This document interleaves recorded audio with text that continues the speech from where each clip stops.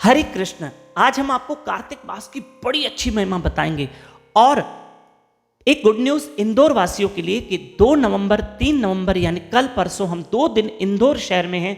2 दिन के सत्संग इंदौर शहर में हैं। मैं पूरी जानकारी कथा के विराम में दूंगा। आइए कार्तिक मास की महिमा सुनते हैं, क्योंकि कार्तिक मास चल रहा है। भगवान श्री कृष्ण की एक पटरानी है सत्यभामा। माता सत्यभामा जो भूमि देवी का अवतार है, भूमि देवी का रूप है, भूमि देवी का ही वो रूप है माता सत्यभामा। तो सत्यभामा ने भगवान श्री कृष्ण से पूछा कि प्रभु मैं आपकी पटरानी बनी हूं, आपकी पत्नी बनी हूं, तो क्या मैंने कोई ऐसा कर्म किया है जिसके कारण मैं आपकी पत्नी बनी? क्या ऐसा कौन सा मैंने कर्म किया, आप मुझे बता सकते हैं? तब भगवान श्री कृष्ण भूत भविष्य वर्तमान जानते हैं और माता सत्यभामा से कहा कि आप पिछले जन्म में एक ब्राह्मण पुत्री थी, आपका नाम था गुणवती। देखो भगवान श्री कृष्ण माता सत्यभामा के पिछले जन्म की कथा बता रहे हैं। क्या बता रहे हैं कि देव शर्मा नाम का एक ब्राह्मण था, उस ब्राह्मण की पुत्री थी गुणवती। सुनना, उस ब्राह्मण की पुत्री थी गुणवती। तो देव शर्मा नाम की पुत्री गुणवती, उस देव शर्मा ब्राह्मण का एक शिष्य था जिसका नाम था चंद्र। बड़ा, ये जो चंद्र नाम का शिष्य था, बड़ा ये गुणवान था, सुशील था और बड़ा ही अपने गुरु देव शर्मा ब्राह्मण का वो बड़ा ही एक सद शिष्य था चंद्र। तो देव शर्मा ब्राह्मण ने क्या किया, अपनी पुत्री गुणवती का विवाह उस चंद्र नाम के शिष्य से करवा दिया कि मेरी बेटी भी गुणवती है। हाँ, बड़ी भोली और सरल और वाकई गुणवती है, जैसा नाम वैसा काम, जैसा नाम वैसा गुण। तो गुणवती का विवाह उन्होंने अपने शिष्य चंद्र से करवा दिया और चंद्र और गुणवती बड़े खुश थे। उनका परिवार बड़ा अच्छा चल रहा था, उनका गृहस्थ जीवन अच्छा चल रहा था। एक दिन वो ब्राह्मण देव शर्मा अपने दामाद चंद्र को लेकर वन में गया।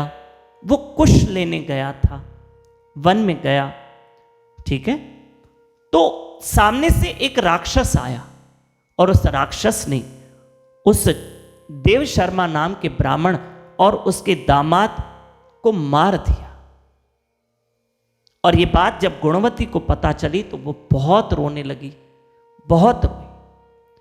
अब उसके दिन अच्छे नहीं गुजर रहे थे, क्योंकि पिता भी चला गया, पति भी चला गया, क्योंकि चंद्र उसका पति था ना। तो अब बहुत दुखी रहती। एक दिन संतों का सानिध्य लिया, महापुरुषों का, कि मैं क्या करूं। तो उन महापुरुषों ने, ऋषियों ने मिलकर कहा कि हे माता गुणवती, हे पुत्री, आप कार्तिक मास का व्रत कीजिए और एकादशी का व्रत कीजिए। तो हर वर्ष ये गुणवती जो कार्तिक मास का व्रत कैसे करती, विधिवत, और एकादशी का व्रत करती विधिवत, और भगवान श्री कृष्ण का भजन करती। पूरा जीवन भजन किया, कार्तिक मास का व्रत किया, कार्तिक मास के नियम का पालन किया और एकादशी के नियम का पालन किया। और जब ये गुणवती वृद्ध हुई, एक दिन गंगा स्नान करने गई और वहां वो स्लिप हो गई, फिसल गई और वहां गिर गई और उसकी मृत्यु हो गई। और गुणवती को लेने के लिए विमान आया और वो विमान उसे भगवान के धाम में लेके गया। भगवान श्री कृष्ण ये कथा सत्यभामा को बता रहे और सत्यभामा से कह रहे हैं कि आप ही पिछले जन्म में गुणवती थी।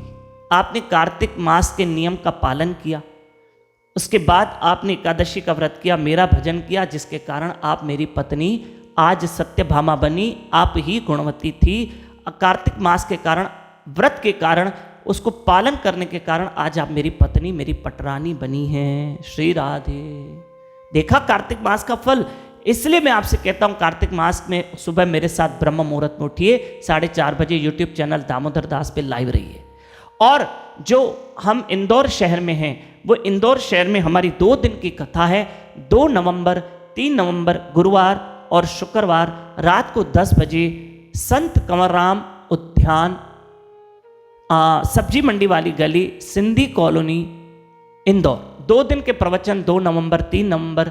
जरूर आप इंदौर वासी हैं, कथा में आइए और कथा का लाभ लीजिए। धन्यवाद। हरे कृष्ण।